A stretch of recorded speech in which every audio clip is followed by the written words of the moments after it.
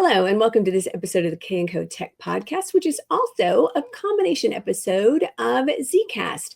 I'm your host, Shelly Kramer, with Principal Analyst at Kramer Co, and I'm joined today by my friend and fellow analyst, Zeus Kerravala of ZK Research. Zeus, hello. Hey, Shelly, how you been? It's been weeks since I've seen you.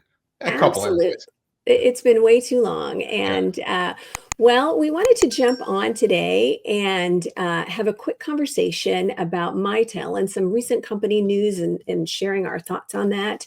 I know you and I have talked about this a bunch, Zeus, but, for starters, Mitel announced last week that it was emerging from its financial restructuring, which was designed to reduce debt and allow the company to continue to spur growth. You and I have talked about this bankruptcy before, and, far from it being an oh no moment, I always saw this as a smart move and nothing more than really a financial one, certainly not an indicator that the 50-year-old business comms company was in trouble at all.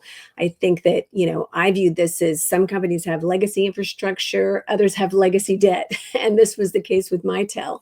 And, with this move, they were able to reduce debt significantly. I think 1.15 billion. Yes. They reduced their annual cash interest payments by 135 million and raised 125 million in new funding.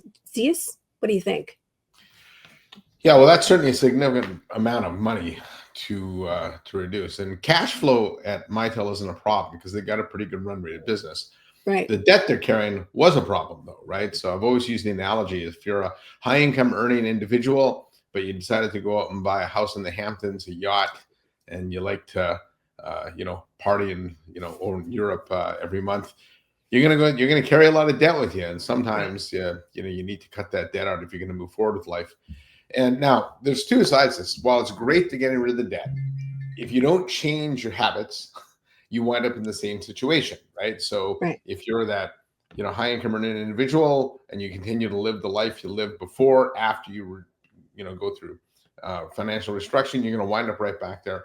And that's kind of what we saw through the Jim Chirico and Alan Mazzarek bankruptcies with Via. I think the difference in this case is that a lot of the strategy got put in place before the financial restructuring. So they bought Unify, they bought some other assets, they consolidated the legacy, they created their strategy of let's move forward and we're going to do on-prem and private cloud versions of UC better than anybody. And frankly, they're the only company left doing it. So while I don't think the future looks bright. Yeah. So I don't think it's a super exciting market, right? It's, not going to have the same growth as cloud, but you and I will long be retired by the time all communications, if it ever does, move to the cloud. And so there's a long runway for them, and they're the only game in town. And so I think they put the strategy in place, then went through the financial restructuring, which is actually the right way to do it.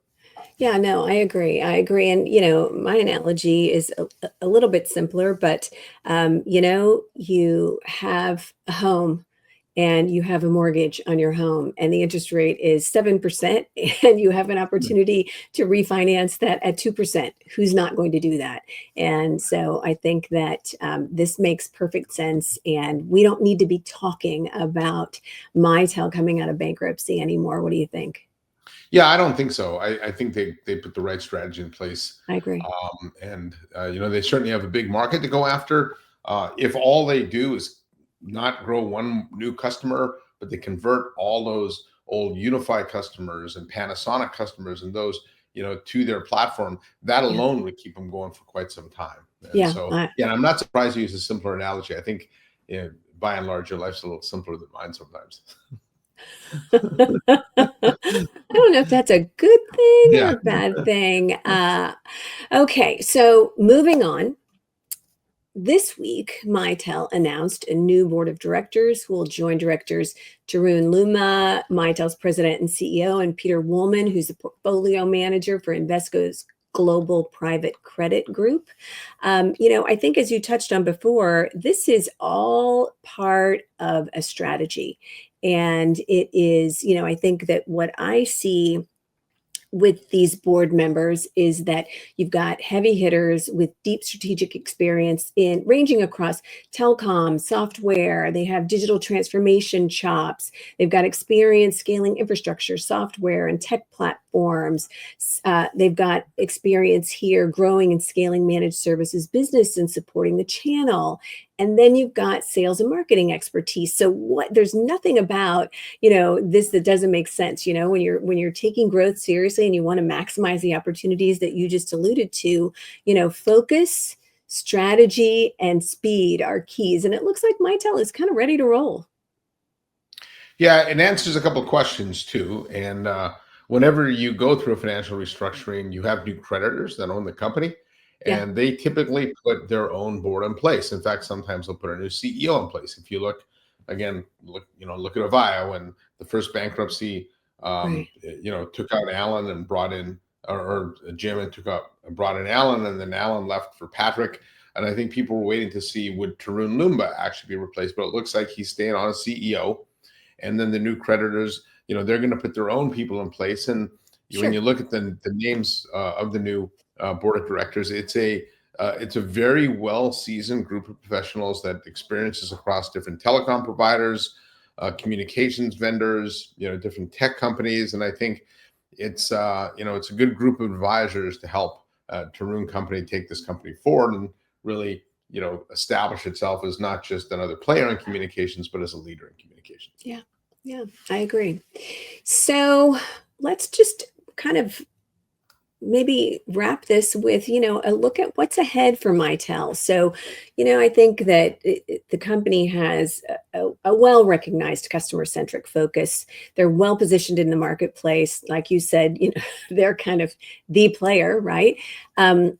They've got a commitment to customer lifecycle management. So, landing and expanding and serving has always been, serving customers amazingly well, increasing value for customers and partners has really been a renewed focus, I think. And, now that the company has sort of right-sized itself and can move forward, less debt, stronger financial foundation, combined with this next step of putting that A team together, um, I think it's going to, it'll maximize an already great market position. It'll leverage that global install base and strengthen the channel and really help deliver on the secure hybrid comms front. What do you see ahead, other than Yeah, be careful about be careful about debt management?